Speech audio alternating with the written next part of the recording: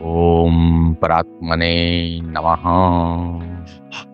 અધ્યાય 16 દેવાસુર સંપદ વિભાગ યોગ. આ અધ્યાયમાં ભગવાને દેવી સંપત્તિ અને આસુરી સંપત્તિનો ભેદ બતાવ્યો છે. દેવી સંપત્તિ તરફ વળેલા અને આસુરી સંપત્તિ તરફ વળેલા કેવી રીતે વર્તે છે તે બતાવીને તેમની કેવી ગતિ થાય છે તે દર્શાવ્યું છે. માયામાંથી છૂટવા દેવી સંપદા જ કામ લાગે.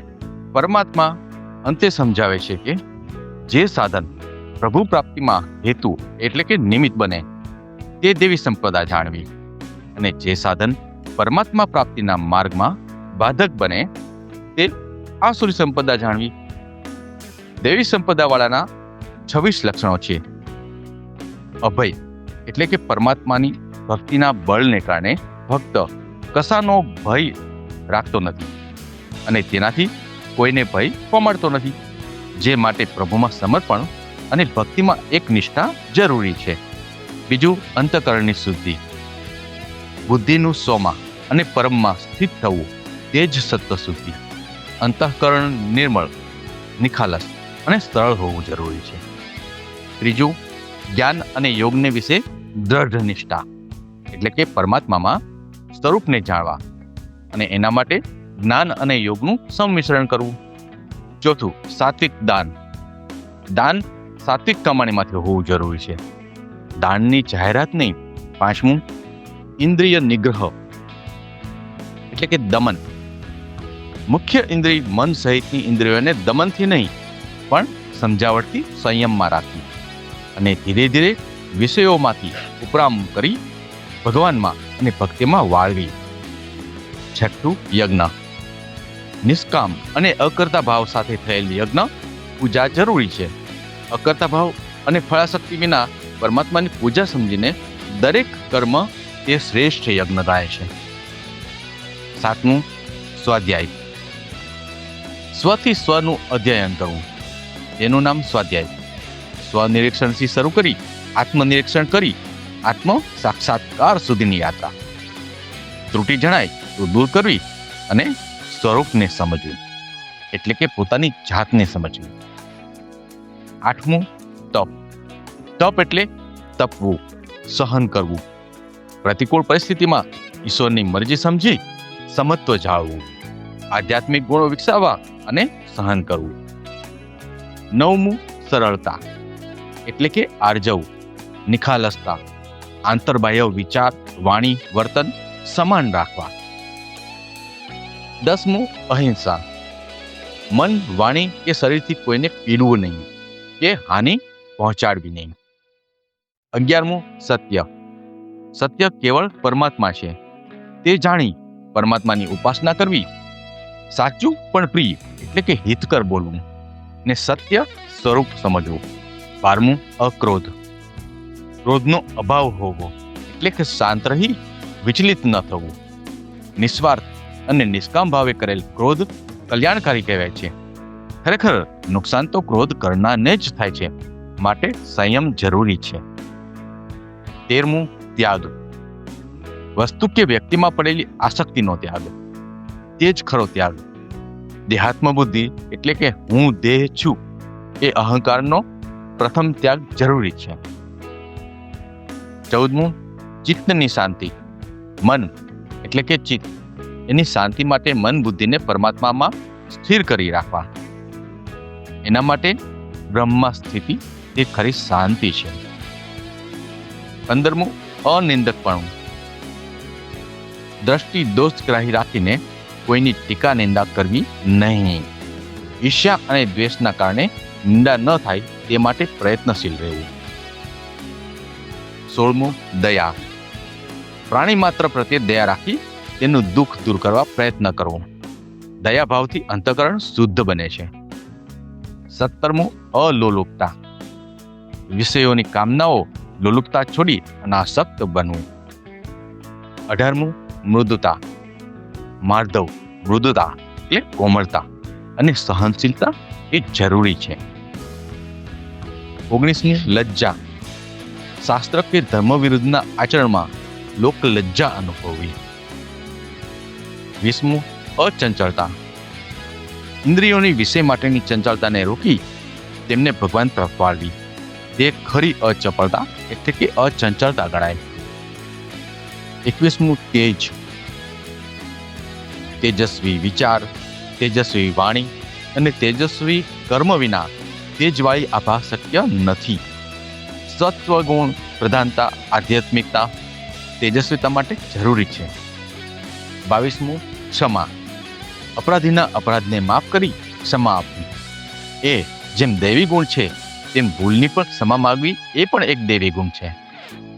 23મું ધૃતિ. ધૃતિ એટલે ધીરજની હંમેશા કસોટી થાય છે. પરમાત્મામાં પૂર્ણ શ્રદ્ધા અને સમર્પણનો ગુણ ધીરજમાં સંકળાયેલ છે. 24મું આંતરબાહ્ય પવિત્રતા. શરીર શુદ્ધતા, પવિત્રતા સાથે અંતઃકરણની શુદ્ધિ પણ જરૂરી છે. કામ, ક્રોધ, લોભ, મોહ, મત્સર, અહંકાર જેવા શરીરપુ દૂર કરી અંતઃકરણ શુદ્ધ થાય તો આત્મજ્ઞાન પ્રાપ્ત થાય છે. 25મું અદ્રોહ. કોઈ પ્રત્યે શત્રુભાવ ન હોવો જોઈએ, કોઈને પણ નુકસાન પહોંચાડવાની ઈચ્છા પણ ન હોવી જોઈએ. અને 26મું અભિમાનનો ત્યાગ. નિરઅહંકારીપણું અને નમ્રતાના ગુણ કેળવાય તો જ આધ્યાત્મિક ઊંચાઈ પ્રાપ્ત કરી શકાય છે. હવે આપણે જોઈએ આસુરી સંપત્તિ વાળાના લક્ષણો. પહેલું દંભ. ભારે ડોળ એટલે કે દંભ, જે નથી તે દેખાડવાનો ડોળ કરવો અને લોકોને પ્રભાવિત કરવા એ આસુરી સંપત્તિનું લક્ષણ છે. દંભી માણસ વિશ્વાસઘાત કરે છે અને કોઈને છેતરવાનું કામ કરે છે. બીજું ગર્વ. ભૌતિક સુખ સુવિધા, ધન, વિદ્યા, જ્ઞાન વગેરેનો ગર્વ બીજા લોકોને ઉતરતા ગણી આવા લોકો પોતાને ચડિયાતા ગણે છે. ત્રીજું અભિમાન. ગર્વ અને અભિમાન વચ્ચે પાતળી ભેદરેખા છે. ધન સંપત્તિના ગર્વ સાથે જ્યારે માનીપણાની લાલસા ભળે ત્યારે તે અભિમાન કહેવાય છે. ભક્તિ માર્ગમાં અભિમાનને સ્થાન નથી. ચોથું ક્રોધ. ક્રોધને અગ્નિ કહેવાયો છે. અગ્નિની જેમ ક્રોધ ઘણું બધું બાળી નાખે છે, નુકસાન કરે છે. કામના પૂર્તિનો અભાવ ક્રોધને જન્મ આપે છે. પોતાનું ધાર્ય ન થાય કે માન સન્માનનો ભંગ થાય તો ક્રોધ ઉદ્ભવે છે. ક્રોધમાં વિવેકભાન ભૂલાય છે.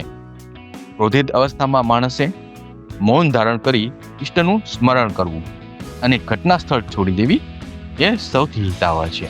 5મું કઠોરતા. અન્યને પીડા પહોંચે તેવું કઠોર વર્તન કરે છે. હૃદયમાં કરુણતાનો અભાવ હોય પોતાના સ્વાર્થ માટે બીજાને નુકસાન પહોંચાડે છે. 6ઠું અજ્ઞાન. આધ્યાત્મિક અજ્ઞાન એ બધા આસુરી લક્ષણોમાં મૂળ છે. દેહાધ્યાસને લીધે સ્વરૂપની ઓળખ ન હોવી એ મોટું અજ્ઞાન છે, જેથી માનવી માયાના બંધનોમાં જકડાઈ 84 લાખ યોનિઓમાં ફર્યા કરે છે. દેવી સંપત્તિને ભરેલા વ્યક્તિ અધ્યાત્મ માર્ગે પોતાનો વિકાસ કરતો અંતે પરમની પ્રાપ્તિ કરી જન્મ મરણમાંથી છૂટે છે. જ્યારે આસુરી સંપદાને વરેલો સ્વરૂપ જ્ઞાન પ્રાપ્ત નહીં થતા વિવિધ યોનિઓમાં જન્મ મરણના ચક્રથી છૂટતો નથી. આસુરી વૃત્તિવાળા માણસો પ્રવૃત્તિ શું અને નિવૃત્તિ શું, તેમજ શું કરવું યોગ્ય અને શું ન કરવું યોગ્ય તે જાણતા નથી. તેઓ આ જગતને અસત્ય અને ઈશ્વર વિનાનું કહે છે. કેવળ સ્ત્રી પુરુષના સંયોગથી જગત ઉત્પન્ન થયેલી છે. તેથી કેવળ વિષયો ભોગવવાના હેતુવાળા આવા લોકો ઘોર કર્મો કરે છે. દંભ, અભિમાન અને મદથી ભરાયેલા તે લોકો પૂરી ન કરી શકાય તેવી કામનાઓનો આશ્રય લઈ મોહથી આગ્રહો પકડીને ખોટા પાપાચારમાં પ્રવૃત્ત રહે છે. અમાપ ચિંતાઓનો આશ્રય લઈ કામ અને ભોગમાં તત્પર રહે છે. અન્યાયથી ધનના ઢગલા એકઠા કરવાનો પ્રયત્ન કરે છે. તેઓ કહે છે કે હું પ્રતિષ્ઠાવાળો અને બળવાન છું, કુટુંબ કબીલાવાળો તથા ધનિક છું, હું દાન અથવા યજ્ઞ કરીશ, મોજ કરીશ એવા અજ્ઞાનથી મોહિત થયેલા અને ભ્રમિત ચિત્તવાળા અત્યંત આસક્ત આસુરી લોકો અપવિત્ર નરકમાં પડે છે. પોતાના મનમાં પોતાને શ્રેષ્ઠ અને મહાન માનનારા ઘમંડી પુરુષો ધન અને માનના મદમાં છકેલા દંભથી શાસ્ત્રવિધિ રહિત માત્ર નામના જ યજ્ઞોથી મને પૂજે છે. અહંકાર, બળ, ગર્વ, કામ તથા ક્રોધનો આશ્રય લઈ લોકોનો દ્વેષ કરનારા તેઓ પોતાના તથા બીજાના દેહમાં એક રૂપે રહેલા એવા મારો જ દ્વેષ કરે છે. આસુરીઓની અધમગતિ પામે છે.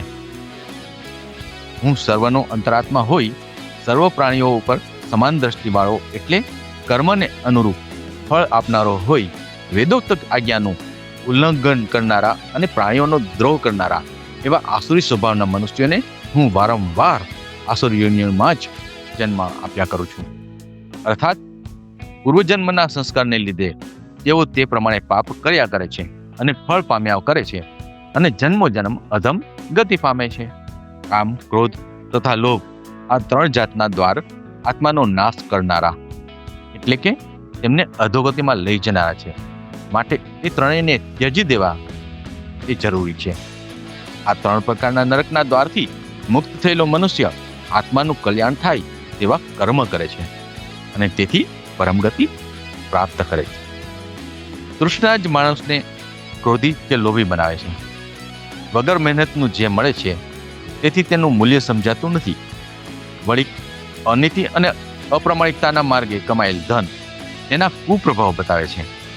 લોભને જીતવા માટે સંતોષ એ ઉત્તમ ઉપાય છે. ધર્મ, અર્થ, કામ અને મોક્ષ એ 4 પુરુષાર્થ ત્યારે જ સિદ્ધ થઈ શકશે જ્યારે કામ, ક્રોધ અને લોભ એ ત્રણેયનો પરિત્યાગ થશે. આત્મિક કલ્યાણ ઈચ્છનારે એ ત્રણેયનો સંસર્ગ નહીં કરવા માટે અતિ સાવધ રહેવું. શાસ્ત્રવિધિ પ્રમાણે કર્મ કરવું. જે માણસ શાસ્ત્રવિધિને છોડીને પોતાની ઈચ્છા પ્રમાણે મનમાન્યું આચરણ કરે છે તે નથી સિદ્ધિ પામતો કે નથી સાચું સુખ કે પરમ ગતિને પામતો. વ્યસન, મદિરાપાન કરવું નહીં વગેરે શાસ્ત્ર આજ્ઞાઓનો ઉલ્લંઘન કરીને પોતાની ઈચ્છા પ્રમાણે આચરણ કરનાર ચિત્ત શુદ્ધિ અને વૈરાગ્ય આદિથી ઉત્પન્ન થયેલી અનાસક્તિ અને મોક્ષને પામતો નથી. તેથી યોગ્ય અને ન કરવા યોગ્ય નો નિર્ણય કરવા માટે ધર્મશાસ્ત્ર જ પ્રમાણ છે. માટે શાસ્ત્રએ જે કર્મો પોતાનું વિધાન કહેલું હોય તે જાણી કર્મ કરવું એ જ યોગ્ય છે. હવે આપણે સારાંશ જોઈએ. આત્મિક કલ્યાણ ઈચ્છનારે ભગવાને કહેલા દેવી સંપદાના 26 લક્ષણોને જીવનમાં અપનાવવા અને આસુરી લક્ષણો કયા છે તેમાંથી છૂટવા સતત પ્રયત્નશીલ રહેવું અને ધર્મશાસ્ત્રોને પ્રમાણ માનીને ચાલવું. કામના જ કરવી હોય તો ભક્તિની, ભગવાનની કરવી. ક્રોધ જ કરવો હોય તો અંતકરણમાં પડેલા દુર્ગુણો અને દોષો પ્રત્યે કરવો અને લોભ કરવો જ હોય તો ભગવત ભક્તિનો કરવો. બહિર્મુખી ઇન્દ્રિયોને અંતર્મુખી બનાવી મનને પરમાત્મામાં લાવવાથી એ શક્ય બને છે અને લાંબા અભ્યાસને અંતે એ ટેવમાં પરિણમે. અસ્તુ.